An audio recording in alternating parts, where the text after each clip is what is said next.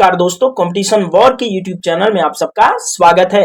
दोस्तों मैं संदीप हाजिर हूं आपके लिए लेकर एनसीईआरटी सीरीज में एक नई एनसीईआरटी। दोस्तों आपको बता दूं कि मैं एक एनसीईआरटी सीरीज इस चैनल पर चला रहा हूं।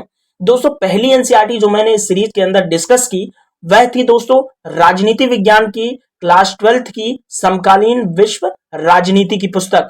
दोस्तों उस पुस्तक से संबंधित 17 वीडियो चैनल पर ऑलरेडी अपलोड कर दिए गए हैं। आपसे गुजारिश करूंगा कि अगर आप चैनल पर नए हैं तो चैनल को विजिट करें और वहां पर करंट अफेयर्स और एनसीईआरटी से रिलेटेड वीडियोस आपको मिल जाएंगी। और दोस्तों आप उन वीडियोस को देखें और अपने एग्जाम के पॉइंट ऑफ व्यू से उसका उपयोग करें। दोस्तों इस एनसीईआरटी सीरीज के अंदर जो दूसरी वीडियो हम लेकर दूसरी पुस्तक जो लेकर हम आने वाले हैं दोस्तों वह है 11th क्लास की एक एनसीईआरटी है। दोस्तों उस एनसीईआरटी का नाम है दोस्तों ये राजनीति विज्ञान, जो कि आपकी स्क्रीन पर दिख रही है। ये पोल साइंस की पुस्तक है दोस्तों, राजनीति विज्ञान की पुस्तक है, पॉलिटिकल साइंस की बुक है, यानी कि राजनीति विज्ञान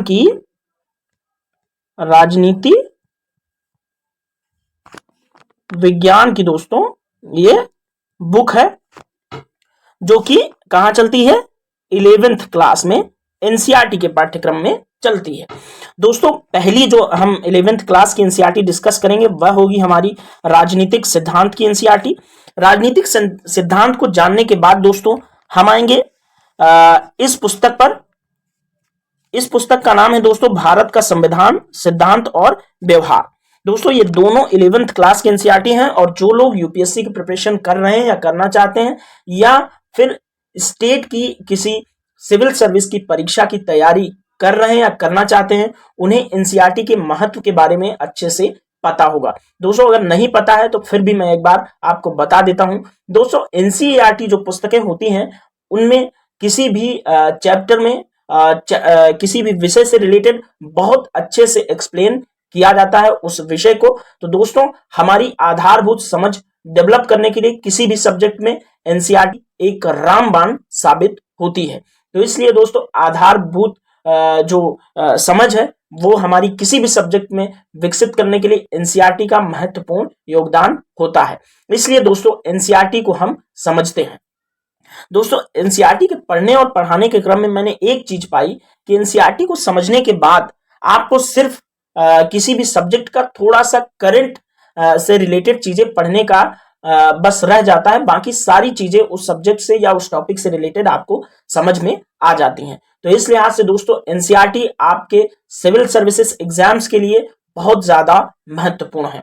तो दोस्तों आइए अब इस कड़ी में राजनीतिक सिद्धांत की एनसीईआरटी का जो पहला चैप्टर है राजनीतिक सिद्धांत एक परिचय, उसको हम डिस्कस करेंगे और देखेंगे। आज दोस्तों इंट्रोडक्शन क्लास होगा। इंट्रोडक्शन क्लास इस एनसीईआरटी का, और इस एनसीईआरटी के इंट्रोडक्शन क्लास के पहले अध्याय में जो है वो दोस्तों राजनीतिक सिद्धांत होते क्या है, राजनीति क्या है, राजनीतिक सिद्धांत हमें क्यों पढ़ना चाहिए या राजनीतिक सिद्धांत हमारे लिए क्यों जरूरी है और वो क्या होते हैं, इन सारी बातों का जवाब आपको इस क्लास के अंदर मिलने वाला है। तो दोस्तों वीडियो को स्किप ना करें और बिना पूरा देखे कहीं भी बीच से छोड़कर मत भागें। दोस्तों बीच से छोड़कर भागना या क्विट करना एक मतलब बहुत बुजदिली की निशानी मानी जाती है। आप जिस भी चीज को परस्यू कर रहे हैं, जिस भी चीज की प्रिपरेशन कर रहे हैं, जो चीज शुरू किए हैं उसको अंत तक, उसके अंजाम तक पहुंचाना ही आपके अच्छे व्यक्तित्व का प्रमाण प्रस्तुत करता है। तो दोस्तों आइए शुरू करते हैं राजनीतिक सिद्धांत वाली जो एनसीईआरटी है उसका पहला चैप्टर राजनीतिक सिद्धांत एक परिचय। दोस्तों राजनीतिक सिद्धांत की एनसीईआरटी का पहला चैप्टर आपके सामने खुल गया है, राजनीतिक सिद्धांत एक परिचय। तो आइए देख लेते हैं कि राजनीतिक सिद्धांत में स्मरणीय बिंदु हमारे लिए क्या है, क्या चीज हमें याद रखना है। दोस्तों राजनीति किसी समाज का महत्वपूर्ण और अविभाज्य अंग होता है। दोस्तों राजनीतिक संगठन और सामूहिक निर्णय के किसी ढांचे के बगैर कोई भी समाज जिंदा नहीं रह सकता। अर्थात दोस्तों हर समाज के लिए एक ढांचा, एक संगठन आवश्यक होता है जिससे समाज की आवश्यकताओं की पूर्ति हो और समाज में व्यवस्था बनी रहे। इन संस्थाओं के साथ साथ सरकारें भी महत्वपूर्ण भूमिका निभाती हैं। दोस्तों समाज को एक ढांचा देने में सरकारों का बहुत बड़ा योगदान होता है, इसलिए सरकारें इनमें समाज को बनाने में महत्वपूर्ण भूमिका निभाती हैं। दोस्तों सरकारें कैसे बनती हैं और कैसे कार्य करती हैं, यह राजनीति में दर्शाने वाली मुख्य बातें होती हैं। दोस्तों राजनीति जो है केवल सरकार के कार्यकलापों तक सीमित नहीं होती है। समाज के लिए क्या उचित है और क्या जरूरी है, इस तथ्य के साथ साथ राजनीति का जन्म होता है। दोस्तों राजनीति विज्ञान में राज्य, सरकार, अधिकार व कर्तव्य आदि का अध्ययन हम करते हैं। तो दोस्तों आपको समझ आ गया होगा कि राजनीति विज्ञान के अंदर हम जो है राज्य, सरकार, अधिकार, कर्तव्य इन सब चीजों का अध्ययन करते हैं। चलिए दोस्तों आगे बढ़ते हैं और थोड़ा देखते हैं कि राजनीति क्या है।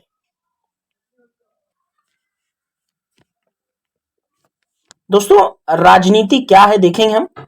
दोस्तों राजनीति को परिभाषित करने के लिए कई विद्वानों ने अलग अलग मत दिए हैं, लेकिन फिर भी हम जो सामान्य तौर पर राजनीति का अर्थ समझेंगे वो यह है कि जो राजनीति शासन करने की एक कला होती है।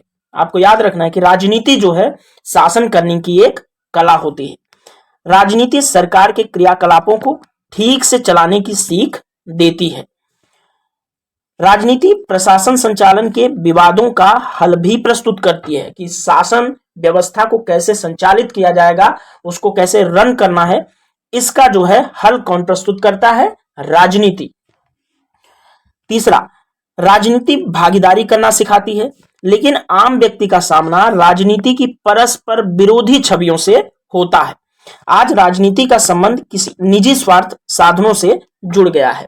दोस्तों सामान्य उदाहरण अगर हम लें तो हम देखेंगे कि अगर किसी व्यक्ति को हम बहुत ज्यादा जोड़ तोड़ समाज में करते देखते हैं, या किसी व्यक्ति को किसी रिश्ते के अंदर बड़ा जोड़ तोड़ देखते हैं करते हुए, या देखते हैं कि कोई किसी नेता के साथ टहल रहा है, किसी स्टेब्लिश नेता के साथ, जैसे विधायक हुआ, सांसद हुआ, जो भी एमपी एमएलए हैं, अगर उनके साथ टहल सिर्फ रहा है और उसका कोई मतलब महत्व नहीं है वहां पे, लेकिन वो चूंकि उनका परिचित का है या जानने वाला है, टहल रहा है, तो हम प्रायः उसको क्या कह देते हैं कि गुरु तुम तो राजनीति कर रहे हो।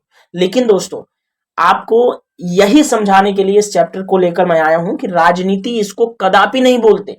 ये राजनीति की परिभाषा है ही नहीं जो आप समझते हैं। और जो नेताओं के पीछे पीछे टहलते हैं दिन रात, और जो फोटो खिंचवा के खुश होने वाला एक ग्रुप आजकल समाज में, इंडिया में खासकर पैदा हो गया है, जो किसी बड़े नेता के साथ फोटो खिंचवाकर और सोशल मीडिया पर पोस्ट करके ये दिखाने की कोशिश करता है कि फला नेता से मेरा व्यक्तिगत संबंध है।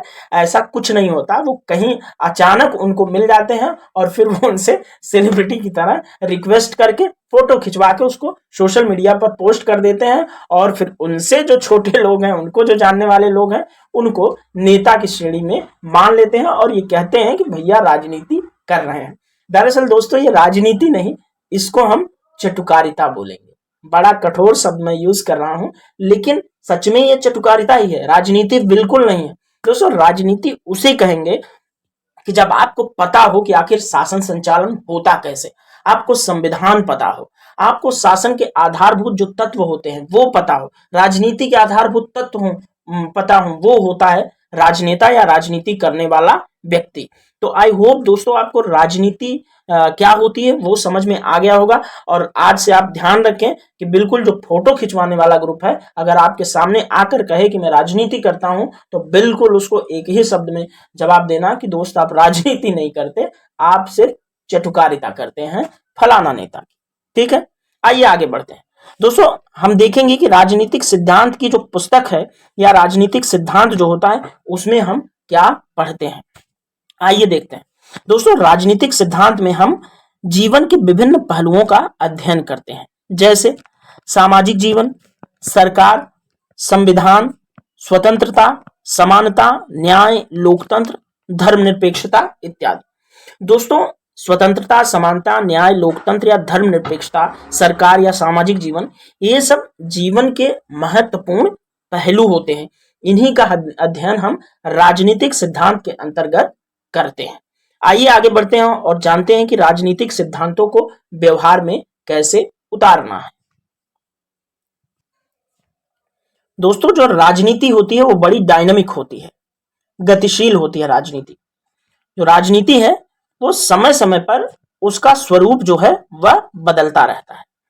दोस्तों राजनीतिक सिद्धांतों जैसे कि स्वतंत्रता, समानता को व्यवहार में उतारने का काम मुश्किल है। हमें पूर्वाग्रहों का त्याग करके इन्हें अपनाना चाहिए। यानी कि हमें जो हमारे मन में पूर्वाग्रह हैं, पूर्वावधारणाएं हैं राजनीति के बारे में, उन्हें हम त्याग करें, फिर हम राजनीतिक सिद्धांतों को अपने जीवन में उतार पाएंगे। दोस्तों राजनीतिक सिद्धांत के अध्ययन के द्वारा हम समझते क्या हैं कि हम राजनीतिक व्यवस्थाओं के बारे में अपने विचारों, भावनाओं का परीक्षण कर सकते हैं। हम यह समझ सकते हैं कि सचेत नागरिक ही देश का विकास कर सकते हैं। राजनीतिक सिद्धांत कोई वस्तु नहीं है, यह मनुष्य से ही संबंधित है।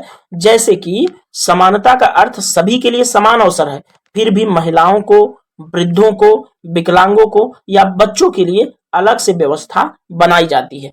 अतः दोस्तों हम कह सकते हैं कि पूर्ण समानता संभव नहीं है, इसलिए भेदभाव का तर्कसंगत आधार जरूरी है। तो दोस्तों आपको समझ आया कि राजनीति सिद्धांत हमारे लिए कितने महत्वपूर्ण होते हैं, और अगर हम एक सचेत नागरिक हैं और हम अपने देश के विकास में योगदान देना चाहते हैं तो राजनीतिक सिद्धांतों को समझना हमारे लिए अत्यंत आवश्यक हो जाता है।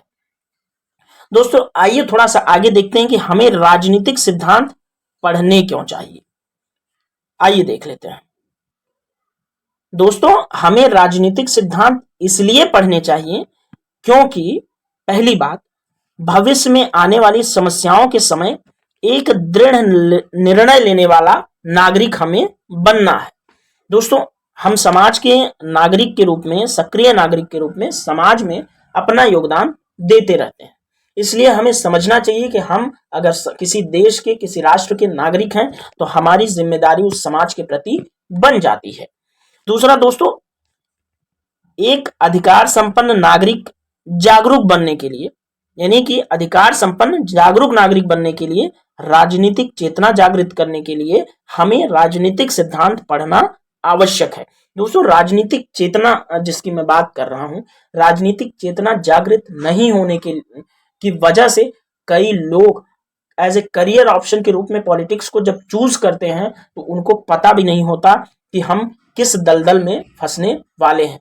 अगर दोस्तों किसी की आधारभूत आवश्यकताएं पूर्ण न हो, यानी कि रोटी कपड़ा मकान, या फिर उसकी कोई सामूहिक या सामाजिक जिम्मेदारी पूर्ण न हो और वो राजनीति की बात करने लग जाए तो बड़ा ही समाज में हास्यास्पद होता है। लेकिन दोस्तों एक्सेप्शन के तौर पे कई लोग अपनी आधारभूत आवश्यकताओं को पूरा नहीं करने के बावजूद भी राजनीति में बहुत आगे तक गए हैं, ऐसी बात नहीं है। लेकिन सबसे पहले आपको अपने जो दायित्व हैं उसको देखने चाहिए और बिल्कुल चाटुकारिता वाली राजनीति के अंदर इन्वॉल्व नहीं होना चाहिए। आपको अगर राजनीति करना है तो पहले राजनीति से संबंधित चीजों को पढ़ो, राजनीति की महत्वपूर्ण अवधारणाओं को समझो, राजनीति में जो बड़े मुकाम हासिल किए हुए व्यक्तित्व हैं, जो सच में एक मतलब स्तंभ माने जाते हैं राजनीति के, उनको सीखो।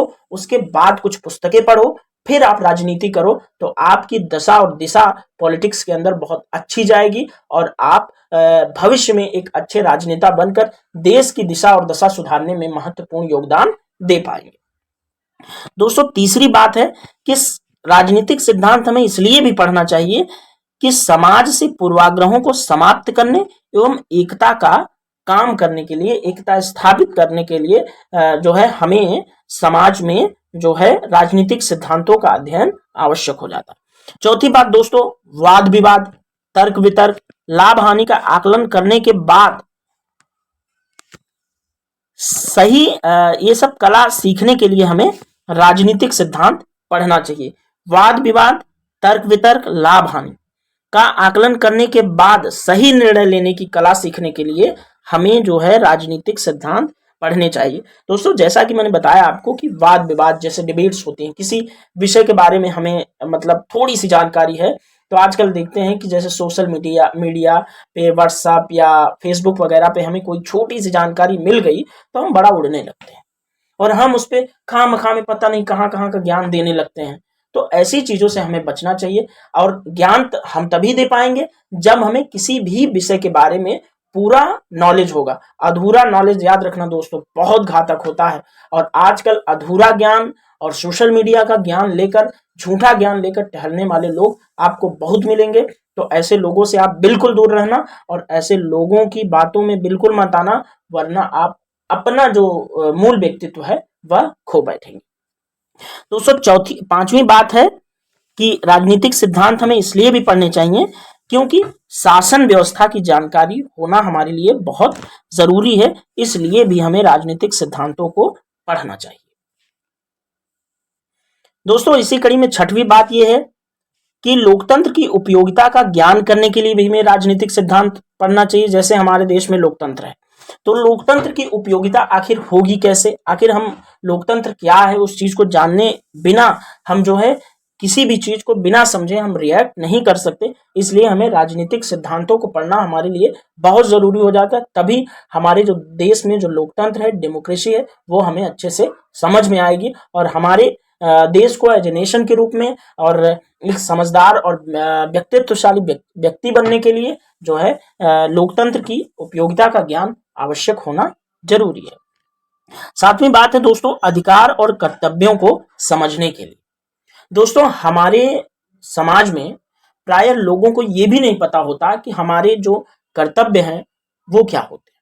हमें हमारे समाज के लिए कर्तव्य, हमें हमारे माँ बाप के लिए कर्तव्य। आखिर शायद यहाँ पे उस कंटेक्स्ट में बात नहीं हो रही है कि हाँ माँ बाप के कर्तव्य या परिवार के कर्तव्य, लेकिन हाँ अधिकार और कर्तव्य जो हमारे संविधान के अंदर मुहैया कराए गए हैं, हमें मौलिक अधिकार दिए गए हैं, मौलिक कर्तव्य हमारे दिए गए हैं, उसको हम कैसे समझेंगे। बिना राजनीतिक सिद्धांतों को पढ़े समझे हम अधिकार और कर्तव्यों को जब समझ नहीं पाएंगे, तो हमारे लिए जब उनका प्रावधान किया गया हमारे संविधान के अंदर, तो उसका अच्छे तरीके से हम उपयोग भी नहीं कर पाएंगे। और दोस्तों अधिकार और कर्तव्य हमारे नैतिक भी होते हैं, उनको भी हमें समझना होता है। तो उस चीज को भी जब हम समझेंगे ना अपने कर्तव्य, तो हम समाज में ऐसा रिएक्ट करेंगे जिससे कि अपने साथ साथ दूसरों की जो भावनाओं का या जो उनके एग्जिस्टेंस का ध्यान हम रख सके। आठवीं बात है दोस्तों अंतरराष्ट्रीय शांति और सहयोग को बढ़ावा देने के लिए भी हमें राजनीतिक सिद्धांतों की जो है समझ आवश्यक है। तो दोस्तों ये आठवीं बात आपके लिए बहुत ज्यादा महत्वपूर्ण है कि इंटरनेशनल जो पीस है उसको एस्टेब्लिश करने के लिए हमें जरूरी है कि हम राजनीतिक सिद्धांतों को समझें। दोस्तों राजनीतिक सिद्धांत का जो मुख्य विषय है वह राज्य और सरकार है, नेशन या गवर्नमेंट। यह स्वतंत्रता, समानता, न्याय व लोकतंत्र जैसी अवधारणाओं का अर्थ स्पष्ट करता है। साथ ही राजनीतिक सिद्धांत का जो उद्देश्य है वह नागरिकों को राजनीतिक प्रश्नों के बारे में तर्कसंगत ढंग से सोचने और सामाजिक राजनीतिक घटनाओं को सही तरीके से आंकने का प्रशिक्षण भी देना है। दोस्तों गणित के विपरीत जहां त्रिभुज या वर्ग की निश्चित परिभाषा होती है, वहीं राजनीतिक सिद्धांत में हम समानता, आजादी या न्याय की अनेक परिभाषाओं से जो है रूबरू होते हैं। ऐसा इसलिए है कि समानता, न्याय जैसे शब्दों का सरोकार किसी वस्तु के बजाय अन्य मनुष्यों के साथ हमारे संबंधों से होता है। दोस्तों राजनीतिक सिद्धांत हमें राजनीतिक चीजों के बारे में अपने विचार व व्यवहार से भावनाओं के परीक्षण के लिए प्रोत्साहित करता है। राजनीति विज्ञान व राजनीति को दो अलग अलग धारणाएं हैं। राजनीति विज्ञान का जन्म राजनीति से पूर्व हुआ और यह नैतिकता पर आधारित है तथा राजनीति अवसर व सुविधा पर आधारित होती है। तो ध्यान रखना है कि राजनीति विज्ञान का जो जन्म होता है वो राजनीति से पहले हो जाता है, क्योंकि राजनीति विज्ञान जो है नैतिकता पर आधारित है, जबकि राजनीति अवसर और सुविधा पर आधारित होती है। दोस्तों इतना कुछ डिस्कशन करने के बाद अब तो हमारे लिए मूल बात आवश्यक हो जाती है कि आखिर राजनीतिक सिद्धांत जो हैं वो उनकी आवश्यकता और उनका महत्व जो है क्यों होता है जनसमूहों के लिए। इस चीज को हम जरूर पढ़ें, तब हमें पूरी बात समझ में आएगी।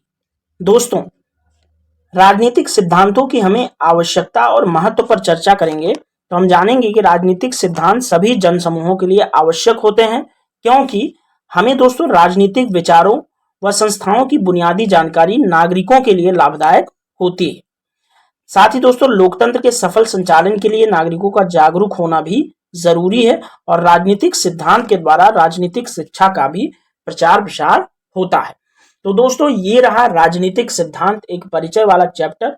मैंने आपके सामने अच्छे तरीके से इस चैप्टर को डिस्कस किया और जो आधारभूत बातें हैं, राजनीतिक सिद्धांत होता क्या है, राजनीति से आज आप रूबरू हो गए होंगे कि असली राजनीति क्या होती है और राजनीतिक सिद्धांत हमारे लिए आवश्यक क्यों है और हमें क्यों पढ़ना चाहिए, ये बात आपको समझ में आ गई होगी। दोस्तों अब इसके अगले वीडियो के अंदर हम इसका अगला चैप्टर लेकर आएंगे, जिसमें अधिकार, स्वतंत्रता और जो भी जितने भी सारे चैप्टर हैं उनको हम बारी बारी से डिस्कस करेंगे। तो दोस्तों राजनीतिक सिद्धांतों की इस क्लास में आज इतना ही।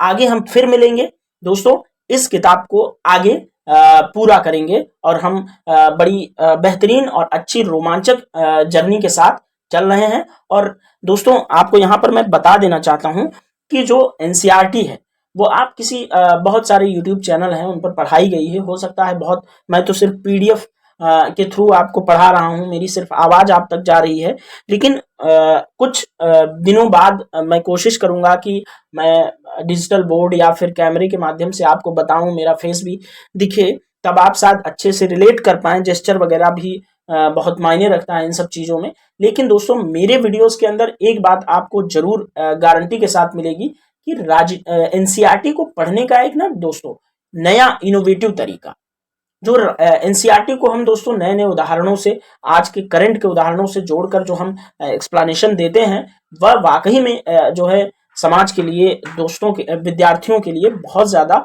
महत्वपूर्ण भूमिका निभाने वाला है। तो इसलिए आप लोगों के लिए एनसीईआरटी के हमारे वीडियोस बहुत ज्यादा महत्वपूर्ण हो जाते हैं। दोस्तों मेरा जो उद्देश्य है, किसी एक विद्वान ने कहा है कि पढ़ाने का उद्देश्य ये होना चाहिए कि जो हमारा श्रोता है, जो हमारा जो अध्ययन करता है हमारे स्रोतों से, वह दोस्तों एक थिंकिंग क्रीचर बन सके, सोचने वाला जीव बन सके, न कि कोई रटी रटाई बातों को वो समझे या रट ले किसी चीज को, उस पर अपना भी तर्क वितर्क करने की क्षमता उसके अंदर जब तक नहीं डेवलप होती है तो पढ़ाई का असली मतलब सिद्ध ही नहीं होता। तो इसलिए मेरा उद्देश्य जो है आपको खुद सोचने वाला व्यक्ति बनाना है, कि अगर मजाक के लहजे में कहूं तो आपको मैं एक सोचवान व्यक्ति बनाना चाहता हूं। तो इसलिए मेरे वीडियोस आपके लिए महत्वपूर्ण हो जाते हैं। दोस्तों आज यहाँ पर इतना ही। नेक्स्ट वीडियो में हम मिलेंगे अगली क्लास के साथ। Thank you so much.